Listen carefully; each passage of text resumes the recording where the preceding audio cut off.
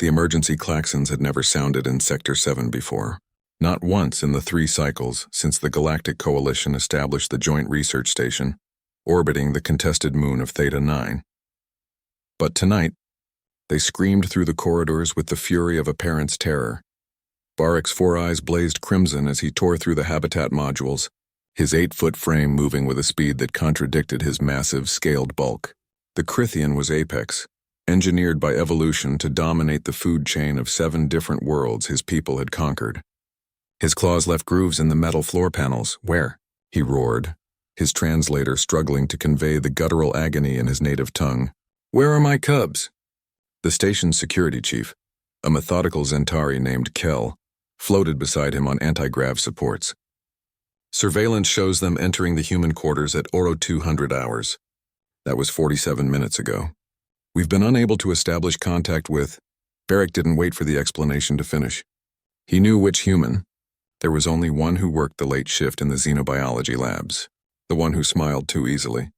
The one whose species had a disturbing reputation across the galaxy, not for their strength or their weapons, but for something far more unsettling. The human, Mira, had arrived 6 weeks ago. She was small even by human standards, with dark hair usually pulled back in what she called a ponytail. She wore the same worn jumpsuit every day and hummed strange melodies while cataloging genetic samples. Varric had kept his cubs, Zesh and Kree, barely into their second molt, far away from her. Humans were unpredictable. Deathworlders. Their planet was a nightmare of extreme weather, predators, diseases, and they had somehow not only survived but thrived. They pack-bonded with anything there. Were reports across the coalition of humans adopting creatures that should have killed them. Venomous, carnivorous, parasitic. It didn't matter, and now his cubs were in her quarters. Varric's mind conjured images of his children crying, frightened, cornered by the Deathworlder's unpredictable nature, or worse, harmed. His protective instincts, already legendary among his species, burned white-hot. He would tear the human apart with his bare claws if she had harmed them. He reached her door and didn't bother with the access panel. One swipe of his reinforced forearm and the door buckled inward with a metallic shriek. "Human!" Varric bellowed, charging into the dimly lit quarters. "Where are—" He froze. The scene before him short-circuited every aggressive impulse evolution had given him. Mira sat on her sleeping platform, back against the wall, legs stretched out. She was fast asleep, head tilted to one side, mouth slightly open. And there, curled against her chest, were Zesh and Kree, his cubs, predators in their own right. With needle-sharp teeth and claws that could shred duraplast, were nestled against the human like she was their nest mother. Zesh had his snout buried in the crook of Mira's arm. Kree had somehow wedged herself between Mira's side and her elbow. Tiny tail wrapped possessively around the human's wrist. All 3 of them were sound asleep. Varric's translator emitted a soft glitch sound, as if it couldn't process what his brain was trying to articulate.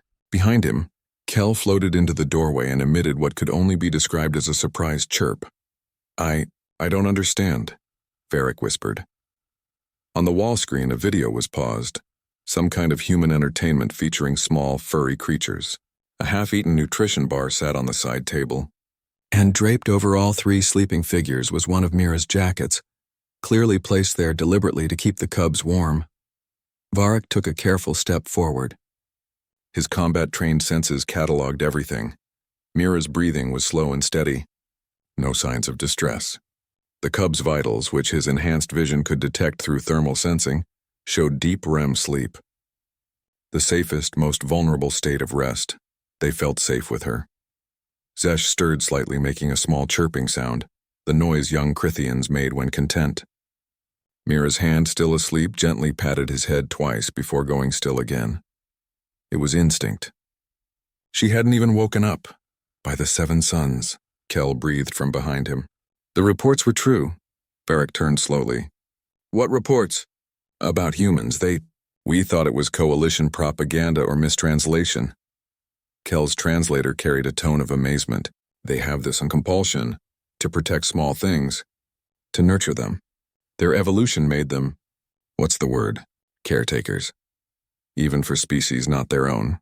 Varric looked back at his cubs, sleeping peacefully on the Deathworlder's chest.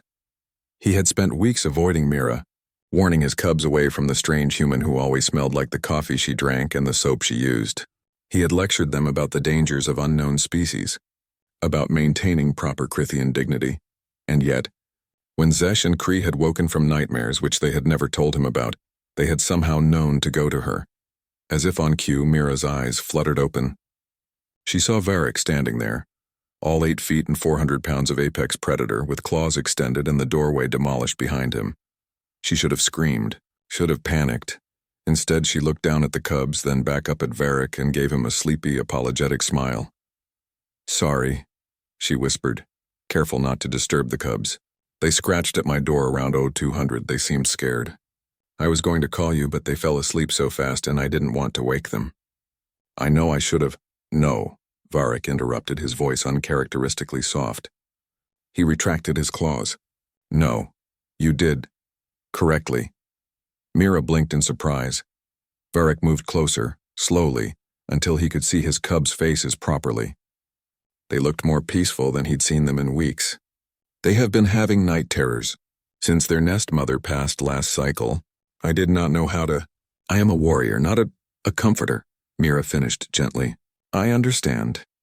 She carefully shifted, preparing to transfer the cubs to their father, but Varric raised a hand. "Let them sleep," he said. "They have chosen their— what is the human word? Babysitter?" Mira offered with a gentle smile. "Guardian," Varric corrected with a weight that translated across species. "They have chosen their guardian." Mira's eyes widened slightly, understanding the significance. She nodded and settled back, adjusting slightly so the cubs were more comfortable. Varric stood there for a long moment, then did something that would have shocked anyone who knew him. He carefully sat down on the floor beside Mira's sleeping platform, his massive frame folding with surprising grace. "I will stay," he said simply, to guard the guardian." Mira chuckled softly. "That's very meta. I do not know this word. It means recursive, protective inception." Varric's translator struggled with the concept, but he understood the spirit. He watched his cubs sleep against the small human's chest, watched her hand rest protectively over them even in her half-asleep state. Perhaps, he thought, the galaxy had been wrong about humans. They weren't dangerous because they were deathworlders. They were dangerous because they made you want to trust them, and that, Varric realized as his cubs snored softly against Mira's heartbeat, was the most powerful force in the universe.